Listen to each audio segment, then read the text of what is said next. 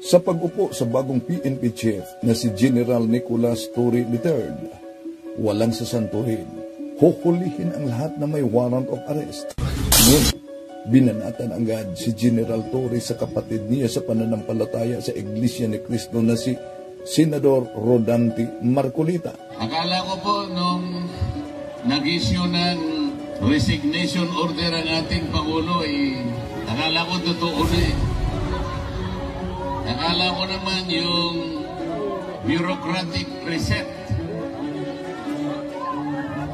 Kahit konti lang, naniwala ko, baka okay naman yata ito. Wala rin. Akalain mo, naglagay siya ng PNP si Torre na naman. Kilala niyo ba si General Torre?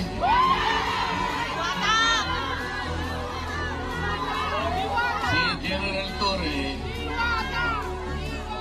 Sa pag-upo sa bagong PNP chief na isa ring Iglesia ni Cristo, nanindigan itong hulihin ang lahat na may warrant of arrest. The Philippine National Police reiterates its commitment to assist the International Criminal Police Organization after Senate President Francis Escudero allowed Senator Ronald De La Rosa to take sanctuary in the Senate should the International Criminal Court issue an arrest warrant for him. PNP Public Information Office Chief Colonel Randolph Tuanyo echoes the pronouncements of spokesperson Brigadier General Jean Fajardo that the PNP is ready to help Interpol in implementing ICC's arrest warrants for other people involved in the Duterte administration's drug war. It was De La Rosa who issued Command Memorandum Circular No. 16/2016, which served as the basis for Project Double Barrel, which started Duterte's war on drugs. Authorities arrest one of the 49 co-accused of former presidential spokesperson Harry Roque and Cassandra Ong in Pampanga on May 22. In a report, the Philippine National Police Criminal Investigation and Detection Group identifies the co-accused as one Elias Marlon. The agency identifies Marlon as the operation officer of the security agency operating when human trafficking reportedly happened in Lucky South 99, a Pogo in Porac, Pampanga. Angeles City Regional Trial Court Branch 118 issued the arrest warrant against Roque, Ong, and 49 others for violation of Republic Act No. 9208 or the Anti-Trafficking in Persons Act of 2003. Mga kapatid, kung mapansin ninyo, ang Iglesia ni Cristo na itatag ni Felix Manalo, malawak na ang impluwensya sa ating lipunan, di po ba? May mga mataas na opisyal na naging kaanib sa iglesyang itinatag ni Felix Manalo. Ito'y nagpapahiwatig lamang na kung ano man ang katayuan sa bawat isa sa lipunang ito, kung wala ka talagang background sa tunay na iglesyang tatag ng ating Panginoon Jesucristo, abay, madala ka. Lalo na sa mga pag-chap-chap nila sa mga aklat Katoliko. Kaya sa lawak ng kanilang impluwensya, sabi ng isang anchor person na Iglesia ni Cristo, huwag mong subukang galawin at guluhin ang Iglesia ni Cristo para di gugulo ang buhay mo. Huwag niyo hong gigisingin yung higanting natutulog. Ito pong Iglesia ni Cristo. Kung gusto mong gumulo ang buhay mo, guluhin mo ang Iglesia ni Cristo. Di ba? So, grabe kung ganon. Kotisyon niya yan kay dating Senador Enrile.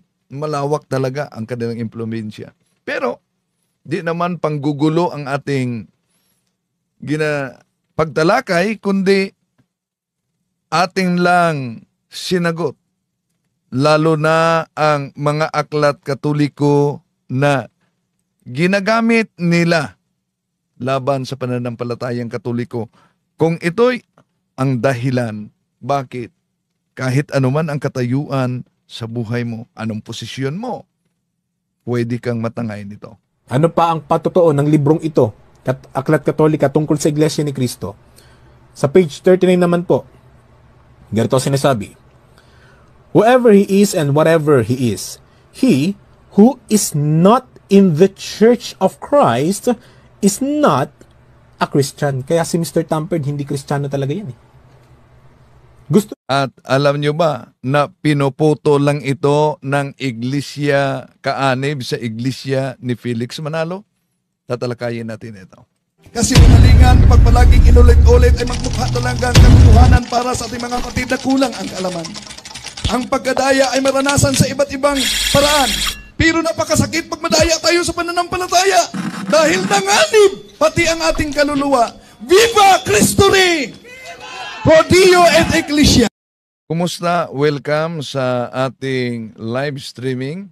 Ito yung lingkod ng Wendell Talibong at inanyayahan natin ating mga suking taga-subaybay. Huwag kalimutan na pindutin ang like sa ating live at huwag din kalimutan mag-subscribe kung bago ka lang at pindutin ang bell button para updated kayo, mag-comment at i-share ninyo.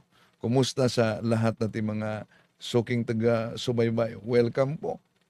At sa pagkakataong ito mga kapatid, tatalakayin natin itong matagal na propaganda ng mga ministro ni Felix Manalo at sa mga kaanib nila sa paggamit sa mga aklat Katoliko. Ito ang dahilan kung bakit maraming mga inosente na natangay sa ganitong propaganda ng mga ministro ni Felix Manalo. Pero bago dyan mga kapatid, no, kakaupo lang ni General Torre, no, at binanatan agad ni Senator Marcolita si Torre. Oh, sandali, ito ba? Sandali. Ito pala. No. Banat ni Marcolita. Akala ko po nung nag-issue ng resignation order ang ating Pangulo akala ko totoo na eh. Akala ko naman yung bureaucratic reset. Kahit konti lang, naniwala ko, baka okay naman yata ito ba? Wala rin. Nakalain mong naglagay siya ng PNP si Torre na naman. Kilala niyo ba si General Torre?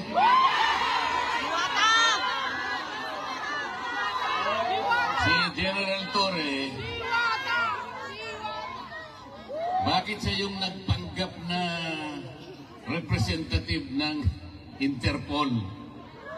Hindi totoo yun sapagkat kung totoo na nakipag-cooperate ang Interpol sa ating bansa, dapat sana ang nakausap niya siguro yung Pangulo ng Pilipinas o kaya yung DILG Secretary. Ngunit wala naman tayong nakita na representative ng Interpol na pumunta sa Maynila. Meron ba kayong nakita? Pagkatapos nung inaaresto si Pangulong Digong, pinakikita ni General Torre yung kanyang cellphone, yung warrant of arrest nasa cellphone. Nakakita ba kayo ng ganun?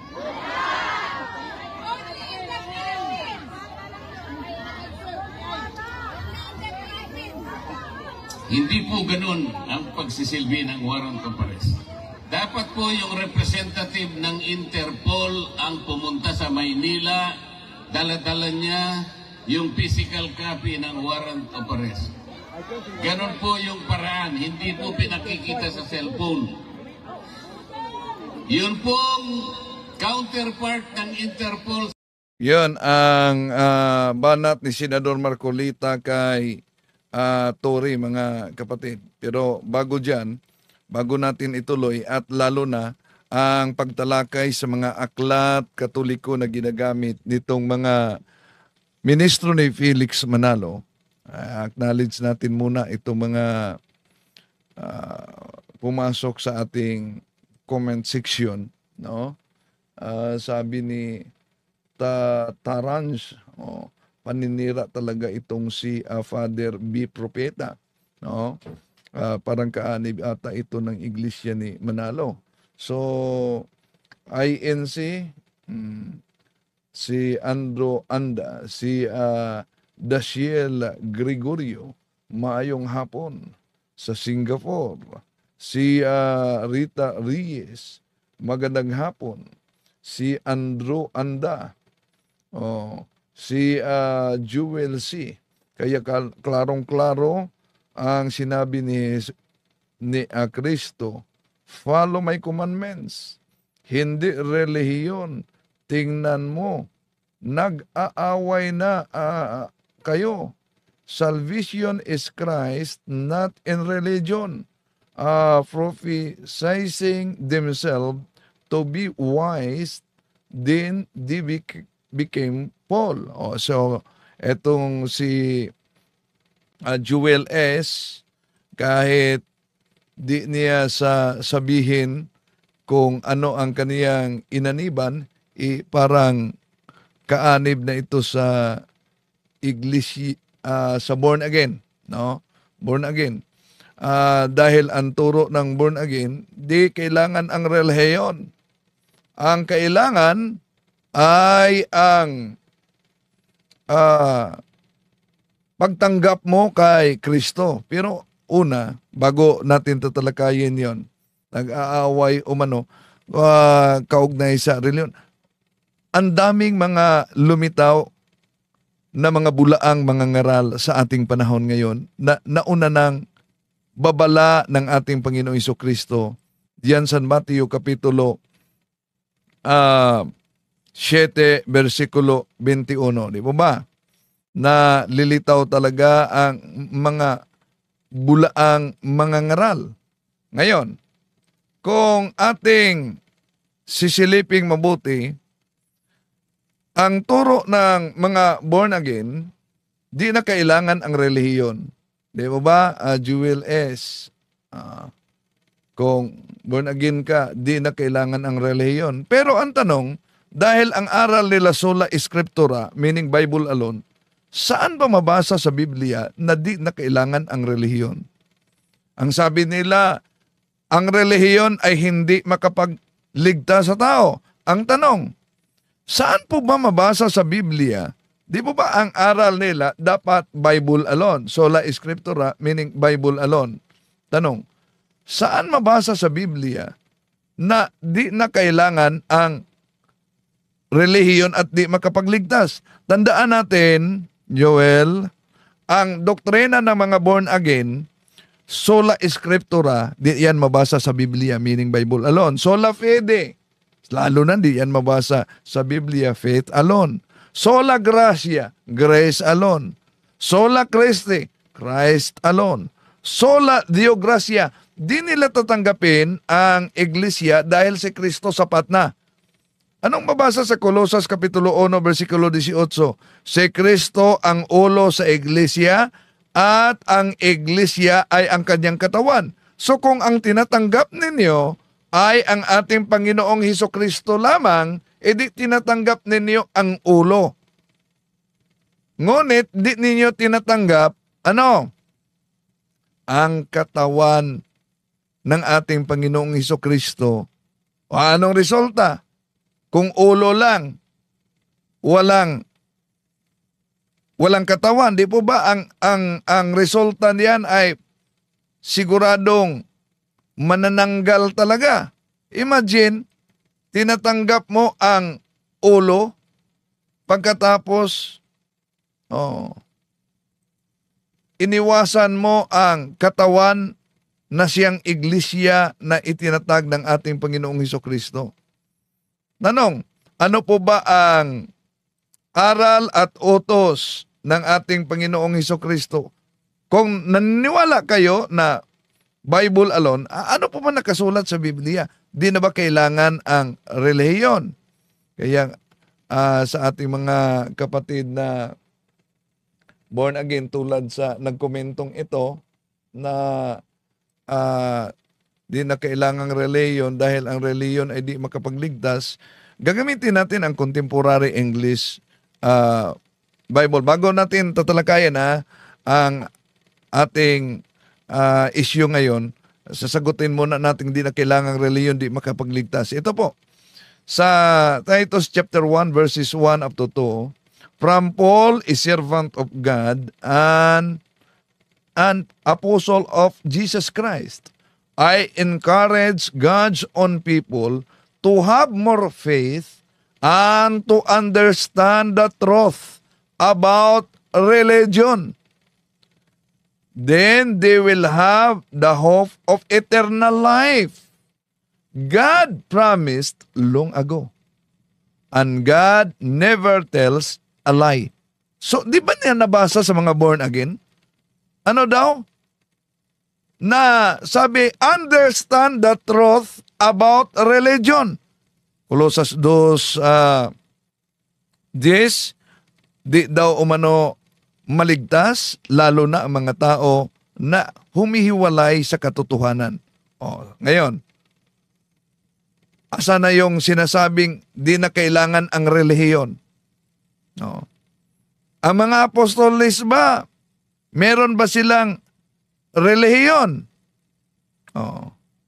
Baka di nila na basa yan mga kapatid. Bakit? Silipin natin. Unang Timoteo, Kapitulo 3, versikulo 16. Hindi maikakaila na napakadakila ang hiwaga ng ating relihiyon. Siya'y nahayag ng maging tao, pinatunayang matuwid ng espiritu at nakita ng mga anghel, ipinangaral sa mga hintil, pinaniniwalaan ng lahat at itinaas sa kalangitan. See? Ang mga apostol, merong relihiyon. Sabi, hindi maikakaila ang dakila ng hiwaga ng ating relihiyon. Kung wala silang relihiyon, di ibig sabihin mga kapatid, di sila kasama sa mga apostoles ng ating Panginoon Jesucristo. Di lang yan. Yung sabi nila na di makapagligtas ang relihiyon. Ano bang mangyari sa taong walang relihiyon? Silipin natin. Ang Bible in Basic English Translation, ito mabasa natin, 1 Peter chapter 4, verse 18. And if it is hard for even good man to get salvation, what chance have man without religion or a sinner? Naku, nanganib pala yung mga taong walang relihiyon, no? Walang pagkakaiba sa mga makasalanan. Okay. Ngayon, puntahan na natin, bakit ba maraming nadala anumang estado sa buhay mo, pero nadala lalo na sa Iglesia ni Kristong Tatag ni Felix Manalo? Bakit? Una mga kapatid, matagal na nilang mga ginagamit yung mga pag-chap-chap sa mga aklat Katoliko. Ito, religion, doctrine, and practice, ginagamit nila ito sa mga ministro kahit sa debate, kaya kailangan aware ang mga CFD dito paano pinag-chap-chap. Ito ang ginagamit ng mga ministro ni Felix Manalo. Kapatid na Bobby, ang sangguniin natin mismo at kunin nating testigo yung opisyal na aklat ng Simbahang Katoliko. Sulat ng isang pare, ang pangalan po ay si Francis B. Caselli, isang paring Jesuita. Totoo ba na walang proper name, walang pangalan, yung iglesyang itinayo ni Kristo? Meron, kapatid na Michael. Ito ang ating mababasa sa wikang Pilipino na po. Si Jesucristo ba ay nagtatag ng iglesia? Oo, mula sa lahat ng kasaysayan, kapwa panlupa at hindi pangkabanalan. Gayon din, mula sa Biblia, na kilalang isang makataong kasulatan. Ating nalaman na si Jesucristo'y nagtatag ng iglesia na tinatawag sunod sa Kanya, ang Iglesia Kristiyana o ang Iglesia ni Kristo. Kaya malinaw po, ayon na rin po sa otoridad ng Iglesia Katolika na ang pangalan ng iglesia na itinatag ng ating Panginoong Jesucristo ayon sa Biblia ay Iglesia ni Kristo. At ang sabi pa nga nung pare, kapatid na Bobby, ay si Kristo ro nagtatag ng isang iglesia mula pa sa kauna-unahang panahon. Tinawag ng sunod sa Kanyang pangalan. Baka sabihin nila, kaya ba natin tinatanggap yung pahayag mismo ng pare na si Francis B. Caselli sapagkat natapat lang sa gusto natin? Hindi, kapatid na Michael. Kaya natin tinatanggap sapagkat Binanggit din niya kanina eh. Ano yung ipinahayag niya mismo sa kanyang aklat? Ayon sa Biblia, yung katotohanan na ang pangalan ng iglesyang itinatag ng ating Panginoong Jesucristo ay Iglesia ni Cristo. At sana nagpapasintabi tayo sa mga kababayan nating Katoliko, hindi po itinatag ni Kristo ang Iglesia Katolika Apostolika Romana. Yan ang banat ng mga ministro ni Felix Manalo na ayon sa nagkomento, mukhang iglesia ni Kristo itong nagkukomento, mga kapatid, na sabi niya paninira daw ang ginawa natin. Hindi, sa matagal ng panahon, grabe ang paninira ng mga ministro ni Felix Manalo. Di po ba ginamit dito? Dahil kung tingnan natin ang nakasulat, pinagchap-chap kasi yan, mga kapatid. Sa pahina 442, ito po ang ginagamit ng mga ministro ni Felix Manalo. No? Pero may iniiwasan sila. Ito, mga kapatid. Did Jesus Christ establish a church? Yes. From all history, both secular and profane, as well as from the Bible considered as a human document. We learn that Jesus Christ established a church which from the earliest times has been called after him, the Christian Church or the Church of Christ.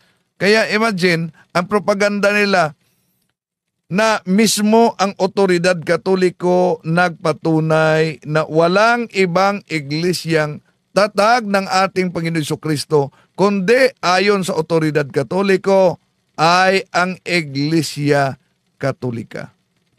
Pero ang tanong, mga kapatid, ito po bang tinatawag na Church of Christ na nakasulat sa Religion, Doctrine and Practice, tumutukoy ba ito sa Iglesia ni Kristong tatag ni Felix Manalo? Pansinin natin, balikan natin yung iniiwasan nila. Ito ang iniiwasan ng mga ministro. Sa pahina 328, the lessons on the Catholic Church are among the most important in the study of religion. For if we once admit that the Catholic Church is the true church established by God to teach men infallibly the way to heaven, and that He has commanded all men to be members of it, our way is clear. Yun ang nakasulat sa naturang aklat, pero pinagchap-chap po nila yan. At sa matagal ng panahon, yun talaga ang ginagawa nila sa mga pandoktrina, mga kapatid. At yung sinabi ni Mr. Sandoval na ang Katoliko daw ay hindi iglesyang tatag ng ating Panginoon Jesucristo, well, nakalimutan yata niya yung pahayag niya at ni Mr. Sinita na ano? Dahil sinabi ko raw na sa pasimula ang Iglesia Katolika Apostolika Romana ay ang Iglesia ni Kristo. Wala pong kontra dyan. Talaga pong sinabi ko yan na ang Iglesia Katolika Apostolika Romana, yan ay napatatag. Ang kahulugan po niyan ay hindi pasimula ng organisasyon, kundi yan po sa pasimula ay Iglesia ni Kristo at yan po ay nagbuhat pa sa panahon ng pang-apostol. Okay, so, galing sa kanila mismo, mga kapatid, na ang Iglesia Katoliko buhat pa sa pasimula sa panahon ng mga apostol. Kaya, nang ginamit ng mga ministro ni Felix Manalo ang mga aklat Katoliko, na nabasa lang ang Iglesia ni Cristo, akala nila, kaya nga inaagaw lang nila, di maiturik akala, inaagaw nila, pero ang tinutukoy na tunay na Iglesia ni Cristo, walang iba kundi ang Iglesia Katolika. Hindi lang yan. Ito pang aklat na ito, ginagamit din ng mga ministro ni Felix Manalo. At nagiging epektibo itong kanilang propaganda, mga kapatid.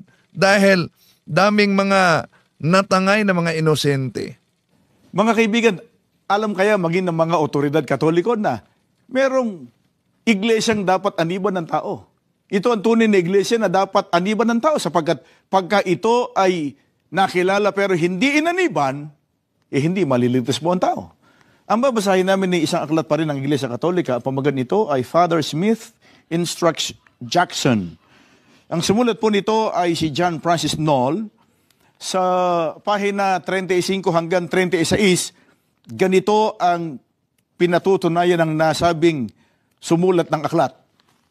Ang Iglesia ni Cristo ngayon, sa kalagayan, sa kapangyarihan, sa aral, ay dapat maging katulad ng kanyang dating kalagayan nung ito'y maglingkod sa mga tao sa pamamagitan ng 12 apostol. Sa iglesyang ito, ang lahat ay obligadong mapabilang upang maligtas. Yaong mga tao na sa pamamagitan ng kanilang malubhang pagkakamali ay hindi alam ang tunay na iglesia o kahit ito'y alam ngunit tumangging umanib ay hindi maliligtas. Mga kaibigan, pansinin po ninyo, sabi ng sumulat ng aklat, ang Iglesia ni Cristo ngayon sa kalagayan, sa kapangyarihan, sa aral, ay dapat maging katulad ng kanyang dating kalagayan nung ito'y maglingkod sa mga tao sa pamamagitan ng 12 apostol.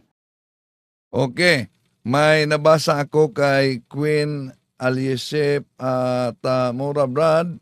Kaya ginagamit ang mga aklat Katoliko na gawa mismo ng mga pari upang ipakita na kayo mismo ang mga pari ang nagpatunay na totoo ang Iglesia ni Cristo. Sana kung may common sense ka, mag-gets mo. Okay. Sana nga may common sense, di po ba, ang mga inosente. Bakit?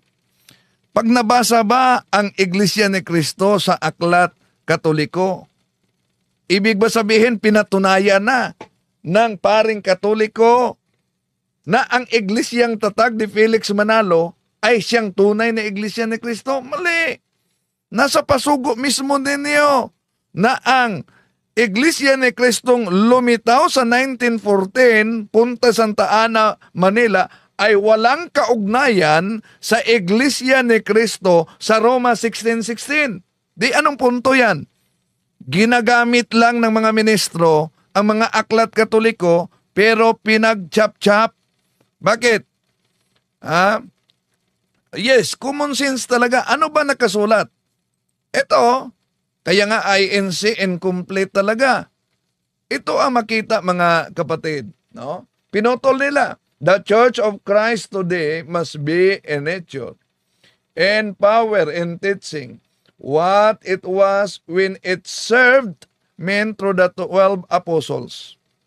Pansinin ninyo ha, yon ang ginagamit ng mga ministro ni Felix Manalo. Ituloy natin.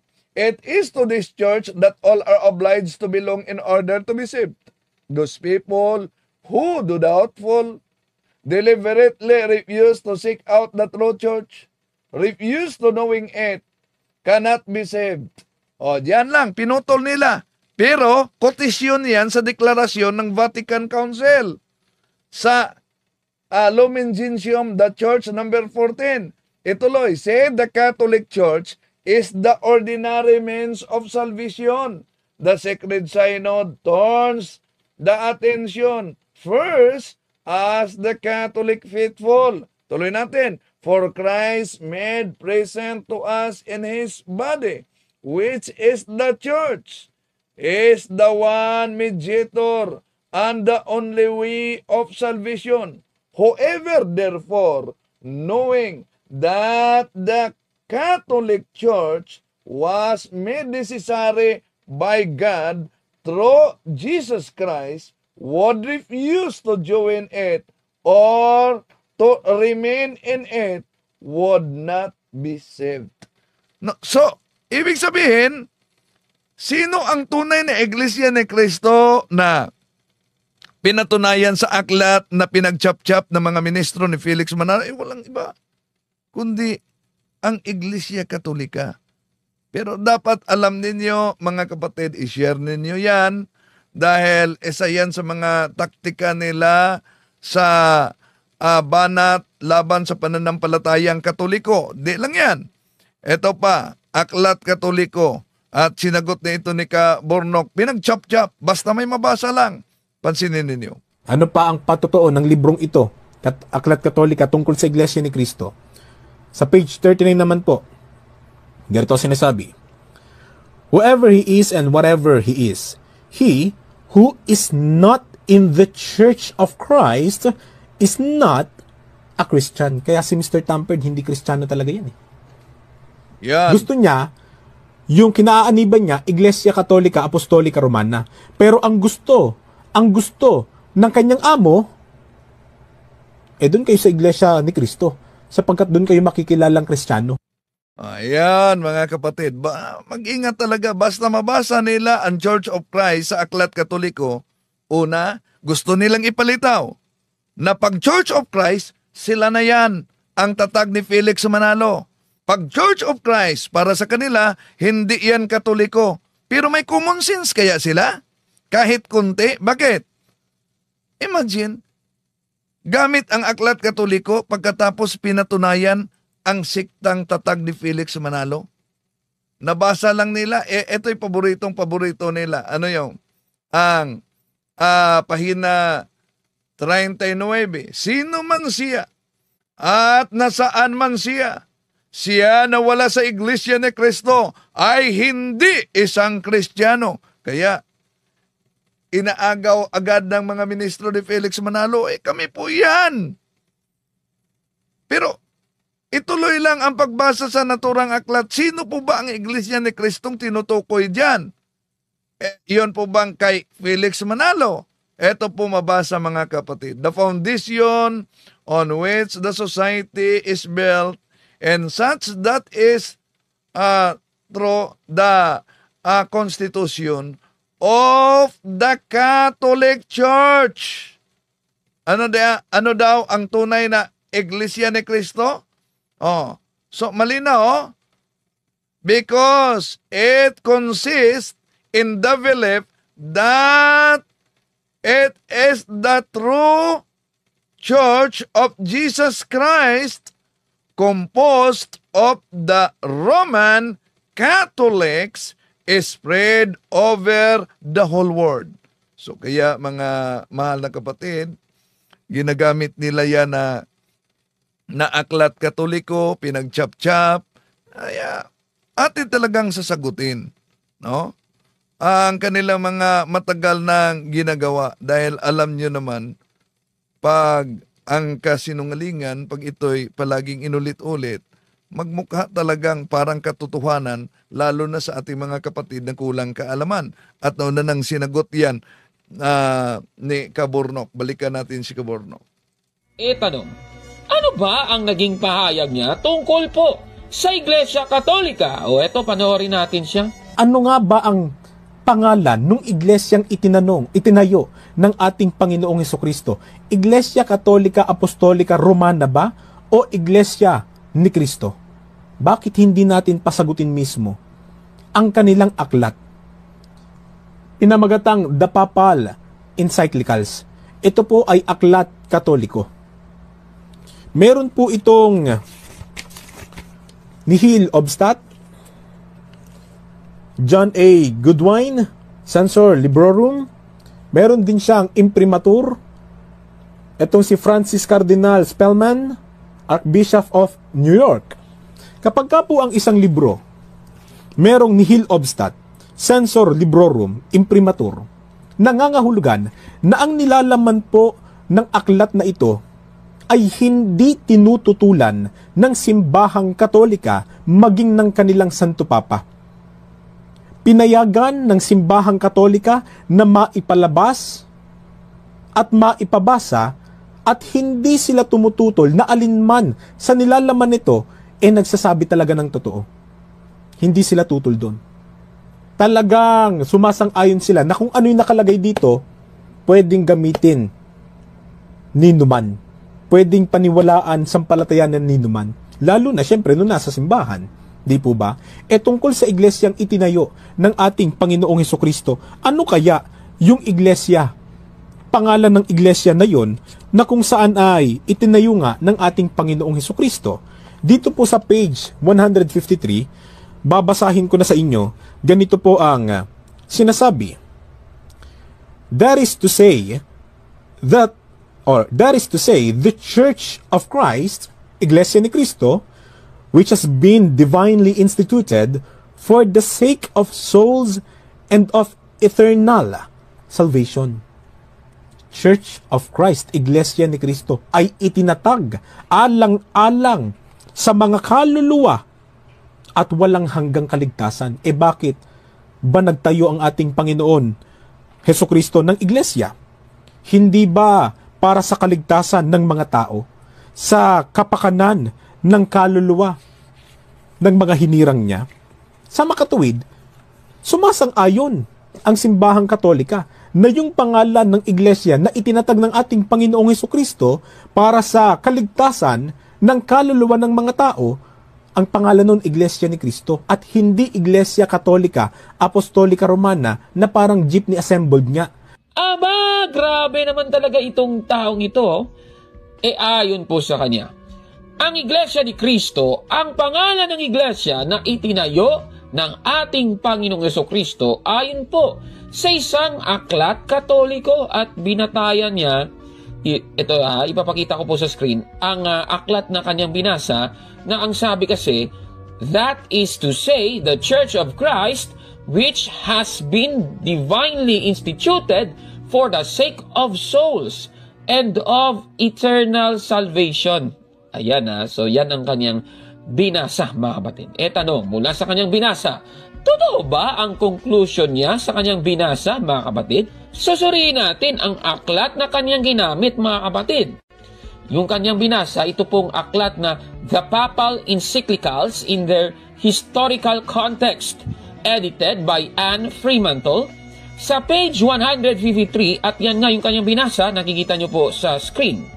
That is to say, the Church of Christ, which has been divinely instituted for the sake of souls and of eternal salvation.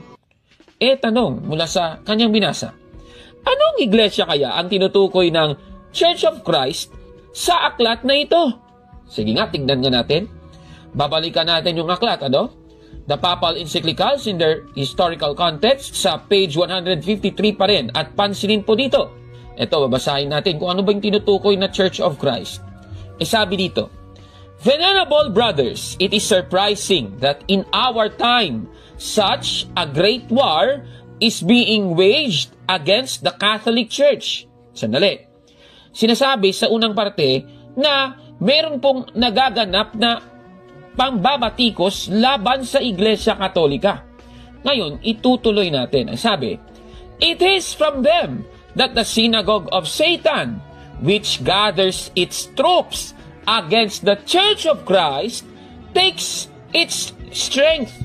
Dito po sa nabasa naman natin, sinasabi na itong mga naninira sa Iglesia Katolika, kung babasihan po ang nasabing pahayag na ito, ay tumutukoy sa mga mason, mga kapatid, So ang sabi, ang mga troops ng mga mason ay lumalaban sa Iglesia ni Cristo, na ayon po sa unang parte, ay tumutukoy sa Iglesia Katolika, mga kababayan. Napakaliwanag po, mga kapatid. Ibig sabihin, mula po sa ating nabasa, ang tinutukoy pala ng Church of Christ sa aklat na ito ay ang Iglesia Katolika, mga kapatid. Katunayan nga, yan ang aral ng Iglesia Katolika na ang nag-iisang Iglesia ni Cristo ay ang Iglesia Katolika Apostolika Romana, mga kababayan. Ayon po sa aral ng Iglesia Katolika, kaya itong sinasabi ng vlogger na ito, ang masasabi ko sa iyo, Pasted, yan! Sinungaling ka talaga, palpak, mga kapatid. Ganun talaga INC, incomplete. Grabe talaga. Ngayon, ano pa ba ang naging pahayag niya tungkol po sa Iglesia Katolika? Ito, panoorin natin. Ano pa ang patotoo ng librong ito, Aklat Katolika tungkol sa Iglesia ni Cristo? Sa page 39 naman po, ganito sinasabi, whoever he is and whatever he is, he who is not in the Church of Christ is not a Christian. Kaya si Mr. Tamperd, hindi Kristiyano talaga yan eh. Gusto niya, yung kinaaaniban niya, Iglesia Katolika, Apostolika, Romana. Pero ang gusto ng kanyang amo, doon kayo sa Iglesia ni Cristo. Sapagkat doon kayo makikilalang Kristiyano. Aba, grabe talaga itong paninira niya. Ayon sa kanya, ang nasa labas ng Iglesia ni Cristo daw ay hindi mga Kristiyano ayon sa aklat. Parang pinapalabas niya na sila itong tinutukoy na Iglesia ni Cristo. Grabe naman ito At yung pinagbatayan niya, yung parehong aklat pa rin, na ang sabi kasi, whoever he is and whatever he is, he who is not in the Church of Christ is not a Christian. O, diba? So, yan ang sabi. Tanong, yung conclusion ba niya ay tama at totoo? Titignan natin yan, mga kapatid. Muli, susuriin natin ang aklat na kanyang ginamit. Babalikan natin yung aklat na kanyang pinagbatayan, yung The Papal Encyclicals in their historical context. Ngayon naman ay sa page 39 at nakikita nyo po sa screen yung kanyang binasa. Ngayon, yung gagawin natin, itataas po natin at base po sa buong konteksto ang pahayag na binasa nung vlogger ng Tinig ng Karunungan daw ay ito pala ay galing kay Saint Cyprian. Alam naman ninyo sa Iglesia ni Cristo ni Manalo, wala namang kinikilalang Saint Cyprian dyan Naku naman, grabe talaga. Tapos naniniwala pa sila kay Saint Cyprian. Ano ba naman yan? O ngayon, pabasahin natin yung pahayag ni Saint Cyprian ito ang kanyang sabi. Originated also in the tales invented by the apostates. Ibig sabihin, may mga apostates. Ano ba yung apostates? Di ba yung mga naninira at nagbabago ng pananaw tungkol sa Iglesia Katolika na ngayon ay nasa labas na ng Iglesia Katolika. Di ba ganun yun? Apostates nga Ngayon, itutuloy natin. The bond of harmony stood firm, and the indivisible sacrament of the Catholic Church continued. Klarong-klaro po. Ibig sabihin, yung apostates na tinutukoy ay nasa labas ng Iglesia Katolika. Ayon po sa aklat, sa binasa nga niya kanina, na kung ikaw ay nasa labas ng Iglesia ni Cristo, ay hindi ka Kristiyano. Yung Iglesia ni Cristo pala na tinutukoy dyan, ay ang Iglesia Katolika, mga kababayan. Naku naman.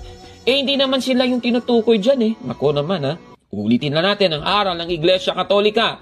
Ang nag-iisang Iglesia ni Cristo ay ang Iglesia Katolika, mga kababayan. Klarong-klaro po yan. Catechism of the Catholic Church, paragraph 811. Muli, ganito po ang sabi. This is the sole Church of Christ, which in the creed we profess to be one, holy, Catholic, and Apostolic.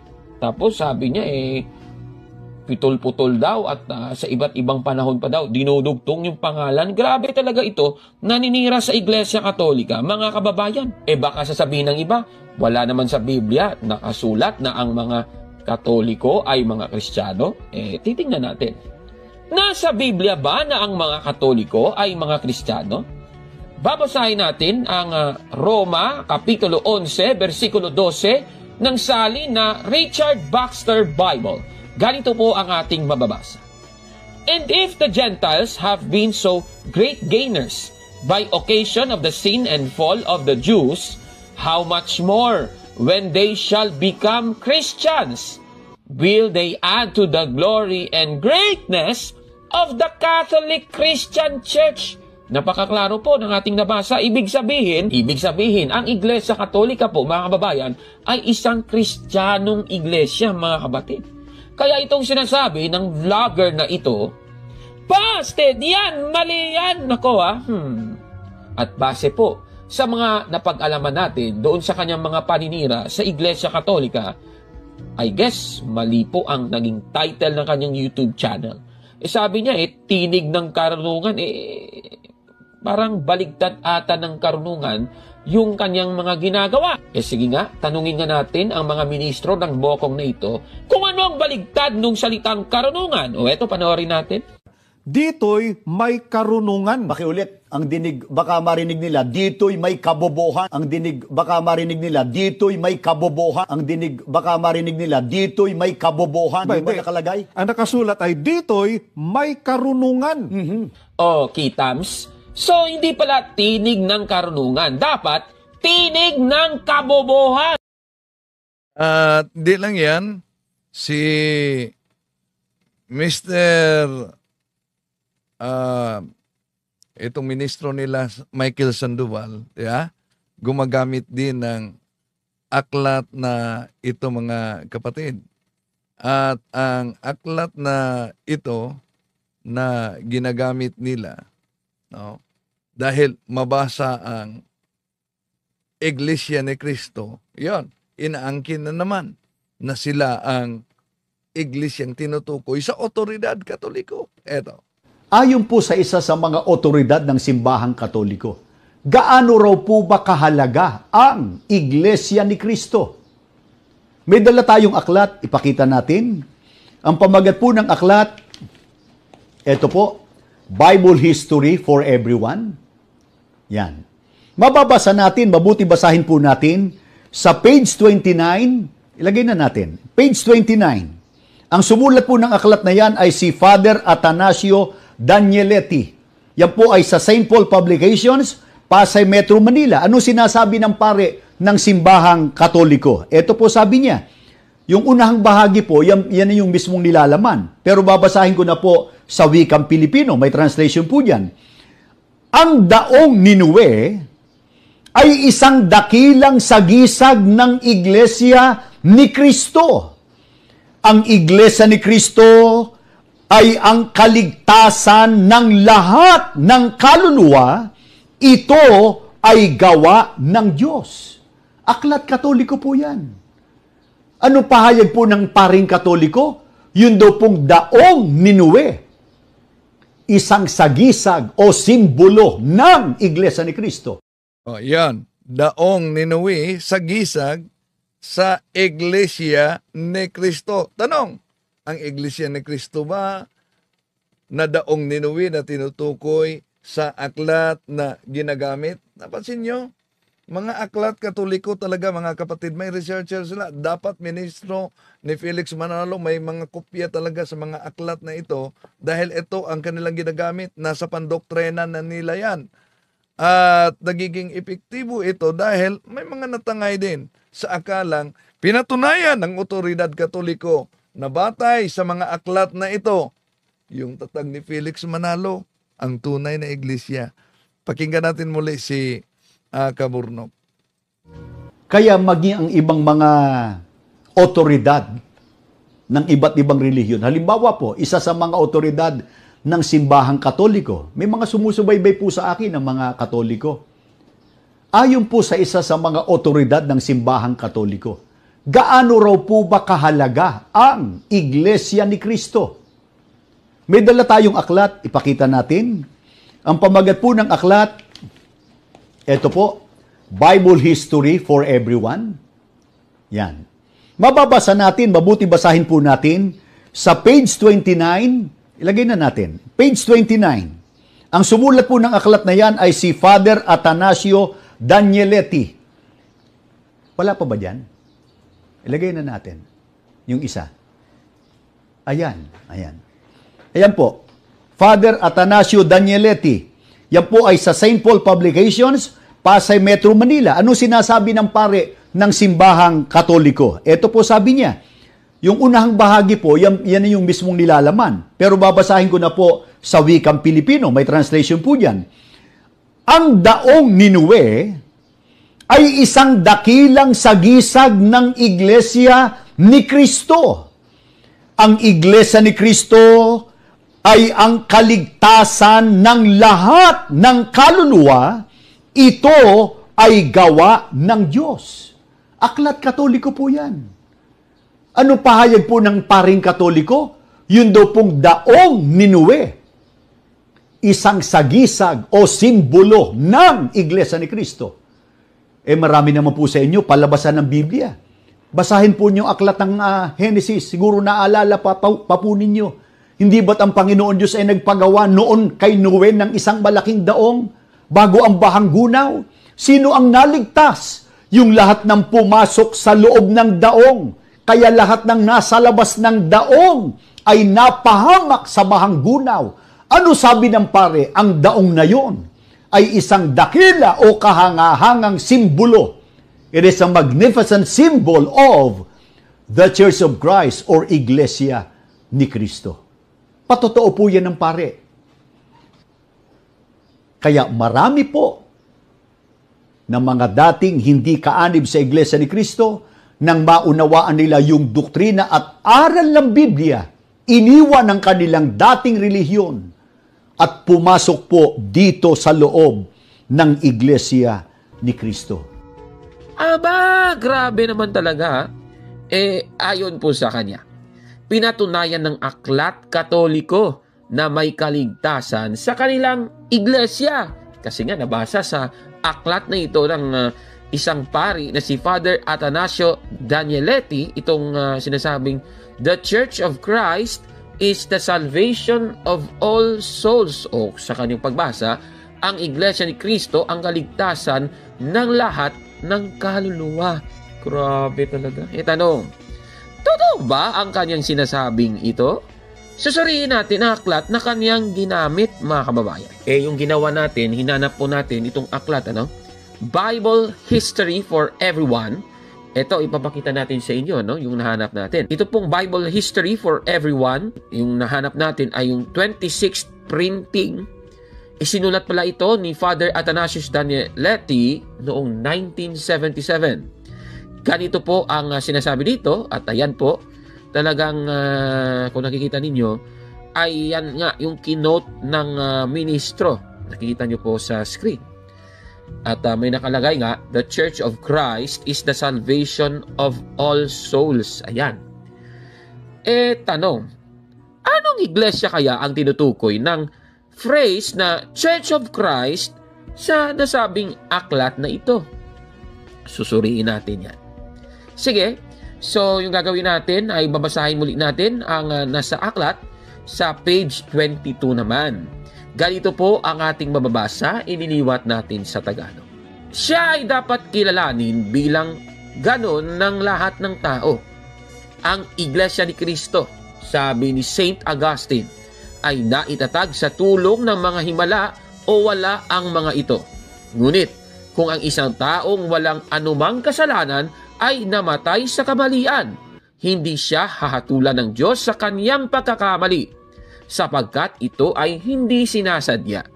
Kung ang isang tao ay wastong nabautismuhan at hindi kailanman sinasadyang lumabag sa batas ng Diyos, o kung siya ay nagkasala, ngunit lubos na nagsisi sa kaniyang mga kasalanan, hindi siya itatakwil ng Diyos magpakailanman.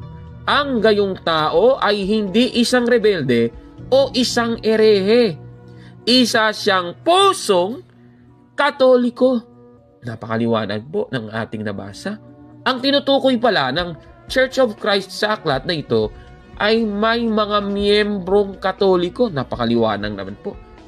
O katunayan, idiniin nga ng aklat sa page 250 ang ganito: ang banal na Iglesia Katolika Romana, ang Iglesia ni Cristo. Napakaliwanag po talaga, mga kababayan. At actually, aral po yan ng Iglesia Katolika. Yan po ay nakikita nyo ngayon sa inyong mga screen na ang Iglesia Katolika ang siyang tanging Iglesia ni Cristo, mga kapatid. Ibig sabihin po, ang Iglesia Katolika ang tinutukoy ng Church of Christ sa aklat na ito. Katunayan din sa nasabing aklat, ganun pa rin sa page 250, mababasa naman natin ang ganito: si Jesucristo ay naparito sa lupa at itinatag ang kanyang iglesia upang akayin ang mga taong may mabuting kalooban sa langit. Ito ay patuloy na ginagawa ng Iglesia Katolika Romana. Napakaliwanag po. Lumalabas sa ating nabasa, ang itinayo pala na iglesia ng ating Panginoong Jesucristo ay ang Iglesia Katolika Romana, mga kapatid. Kaya itong sinasabi ng ministrong ito, nako, Ano sabi ng pare? Ang daong na yon ay isang dakila o kahangahangang simbolo. It is a magnificent symbol of the Church of Christ or Iglesia ni Cristo. Patotoo po yan ng pare. Kaya marami po ng mga dating hindi kaanib sa Iglesia ni Cristo, nang maunawaan nila yung doktrina at aral ng Biblia, iniwan ang kanilang dating relihiyon at pumasok po dito sa loob ng Iglesia ni Cristo. ito talaga, chef talaga ito, ano? Panay chop, chop, chop, chop. Di naman binasa yung konteksto. Nako, grabe naman. Kaya, busted! Yan! Mali yan! Nako, mali talaga. Paano ba inuunawa ng Iglesia Katolika ang pagkukumpara ng Arko ni Noe sa Iglesia na tinayo ng ating Panginoong Jesucristo? Ito po ba ay tungkol sa eternal salvation? Sige nga, tingnan nga natin. Babasahin natin ang Catechism of the Catholic Church, paragraph 1219. Ganito po ang sabi. The Church has seen in Noah's Ark a prefiguring of salvation by baptism, for by it, a few, that is, 8 persons, were saved through water. Napakaliwanag po ng ating nabasa. Ibig sabihin, yung Noah's Ark, yan po ay natitingnang kagaya po ito ng iglesia na itinayo ni Kristo na gumagamit ng sakramento ng binyag. Ibig sabihin po, yan pala ay secondary cause of our salvation. Dahil tandaan natin, si Kristo yung primary cause ng salvation ng tao. O klarong-klaro po yan. Kaya base po sa ating nabasa, ayon po sa Iglesia Katolika, ang pagkukumpara ng Arko ni Noe sa iglesia ay may kaugnayan po sa bautismo, mga kapatid. At mababasa po natin sa Biblia yan. Marcos 16:16 na ganito po ang sabi. Ang sumasampalataya at mabautismuhan ay maliligtas. Napakaliwanag po ng ating nabasang ito. Ano po ang masasabi ninyo sa ating episode ngayon? Paki-comment po sa baba, mga kapatid.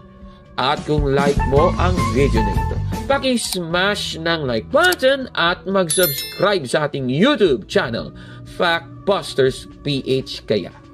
Huwag maniwala sa sabi-sabi. Check mo na kung fact nga talaga. Hanggang sa susunod na episode, ako po si Gaborno. At ito ang Factbuster! Okay, iyon mga kapatid, no? Inanyayahan namin kayo na mag-subscribe din sa Factbusters PH. At yun, mga aklat katoliko na ginagamit ng mga ministro ni Felix Manalo. Kaya sabi nila, hindi naman, sabi na, mismo ng aklat ninyo, pinatunayan na Iglesia ni Cristo, dapat ang tao ay umanib. Pero, Iglesia ni Cristo ba natatag ni Felix Manalo ang tinutukoy niyan? Hindi. Mismo ang kanilang mga ngaral nagpatunay na ang unang Iglesia ni Cristo, walang iba, kundi ang Iglesia Apostolika Katolika Romana. Kaya kung mapansin ninyo mga kapatid, ginamit nila ang mga aklat katoliko sa banat, atake sa pananampalatayang katoliko.